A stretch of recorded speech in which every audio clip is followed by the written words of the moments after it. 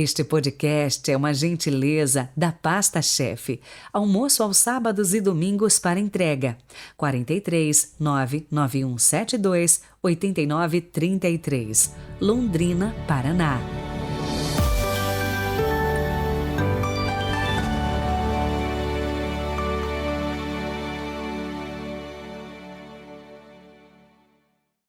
Quarta-feira, 19 de outubro de 2022, sejam bem-vindos. Hoje você já sabe que tem a missa de São Pio de Pietreutina aqui na paróquia. Então vai deixando aí nos comentários as suas intenções no canal Peregrinos do Rossio ou através do Instagram padre.heriberto. Vamos ajudar você com as nossas orações. Rezemos.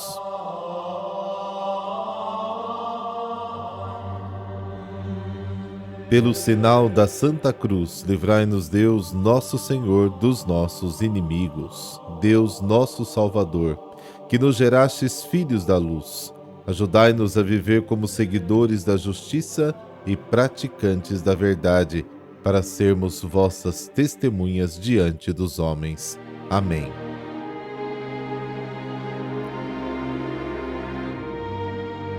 Lucas, capítulo 12, versículos de 39 a 48. O Senhor esteja convosco, Ele está no meio de nós.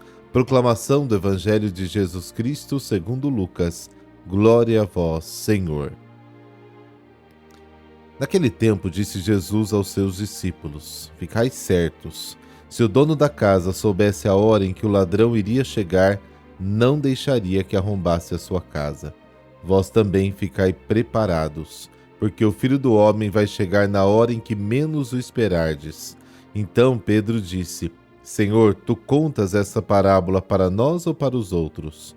E o Senhor respondeu: Quem é o administrador fiel e prudente que o Senhor vai colocar à frente do pessoal da sua casa para dar comida a todos na hora certa? Feliz o empregado que o patrão, ao chegar, encontrar agindo assim. Em verdade, eu vos digo, o Senhor lhe confiará a administração de todos os seus bens. Porém, se aquele empregado pensar, meu patrão está demorando, e começar a espancar os criados e as criadas, e a comer, a beber e a embriagar-se, o Senhor daquele empregado chegará num dia inesperado, e numa hora imprevista, ele o partirá ao meio e o fará participar do destino dos infiéis. Aquele empregado que, conhecendo a vontade do Senhor, nada preparou, nem agiu conforme a sua vontade, será chicoteado muitas vezes.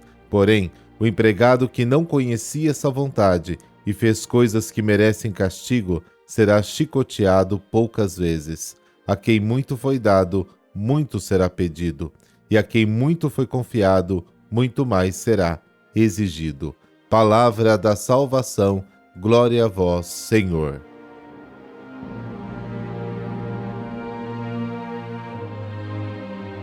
O Evangelho de hoje nos apresenta novamente a exortação à vigilância com duas outras parábolas. Ontem, a parábola do Senhor e do servo, Lucas 12.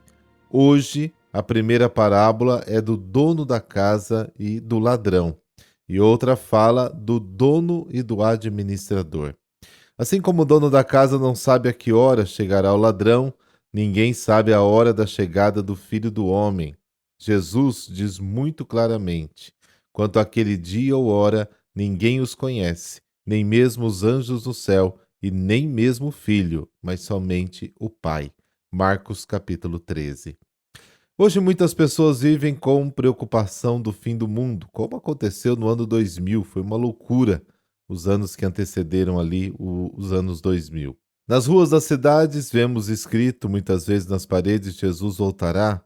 Até pessoas que, angustiadas com a iminência do fim do mundo, tiram a própria vida, mas o tempo passa e o fim do mundo não chega. Muitas vezes a declaração Jesus voltará é usada para assustar as pessoas. Depois de tanta espera e especulação em torno da vinda de Jesus, muitos já não percebem a sua presença entre nós, nas coisas mais comuns, corriqueiras da vida, nos acontecimentos cotidianos. Porque o que importa não é saber a hora do fim do mundo, mas ter um olhar capaz de perceber a vinda de Jesus já presente entre nós na pessoa dos irmãos. Mateus 25. E de muitas outras maneiras e eventos da vida cotidiana. Então Pedro disse a Jesus: Senhor, você está contando esta parábola para nós ou para todos? Não está claro por que esta pergunta por parte de Pedro.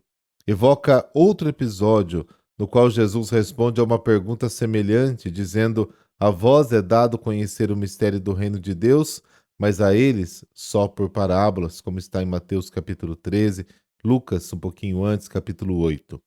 Na resposta à pergunta de Pedro, Jesus formula outra pergunta em forma de parábola. Quem é, pois, o administrador fiel e prudente que o Senhor colocará à frente de seus servos para distribuir a comida a seu tempo? Logo depois, o próprio Jesus, na parábola, dá a resposta. O bom administrador é aquele que cumpre sua missão de servo, não usa os bens recebidos em benefício próprio, está sempre vigilante e atento. Talvez seja uma resposta indireta à pergunta de Pedro ao próprio Pedro, como se dissesse: Pedro, a parábola é realmente para você. Cabe a você saber administrar bem a missão que Deus lhe deu, coordenar as comunidades. Nesse sentido, a resposta também se aplica a cada um de nós. E aqui faz muito sentido a advertência final. A quem muito foi dado, muito será pedido. A quem muito foi confiado, muito mais será exigido. O mesmo problema existia nas comunidades cristãs dos primeiros séculos. Muitas pessoas das comunidades diziam que o fim deste mundo estava muito próximo e que Jesus voltaria logo. Alguns membros da comunidade de Tessalônica, na Grécia, confiando na pregação de Paulo, disseram: Jesus voltará. 1 Tessalonicenses, 2 Tessalonicenses também. Por esse motivo, havia até pessoas que não trabalhavam mais, porque achavam que a vinda era questão de dias ou semanas. Então, por que trabalhar se Jesus voltaria? Paulo responde que não era tão simples quanto parecia, e advertiu aos que não trabalhavam: quem não trabalha tem direito também de comer. Outros ficaram olhando para o céu, esperando a volta de Jesus nas nuvens, Atos capítulo 1. Outros ainda não gostavam da espera, 2 Pedro capítulo 3. Em geral, os cristãos viviam na expectativa da vinda iminente de Jesus. Jesus viria para realizar o juízo final, para pôr fim à história injusta deste mundo e inaugurar uma nova fase da história, a fase definitiva do novo céu e da nova terra. Eles achavam que isso aconteceria depois de 1 ou 2 gerações. Muitas pessoas ainda estariam vivas quando Jesus aparecesse glorioso no céu. Outros, cansados de esperar, diziam: ele nunca mais vai voltar. Ah, caro ouvinte, como Jesus está no meio de nós, esta companhia divina que tanta alegria traz ao nosso coração. A vinda de Jesus no fim do mundo só vai completar esta alegria. Ele que vem todos os dias da nossa vida. Olhemos com maior frequência ao nosso redor e vamos descobrir o Cristo que está, assim, do nosso lado.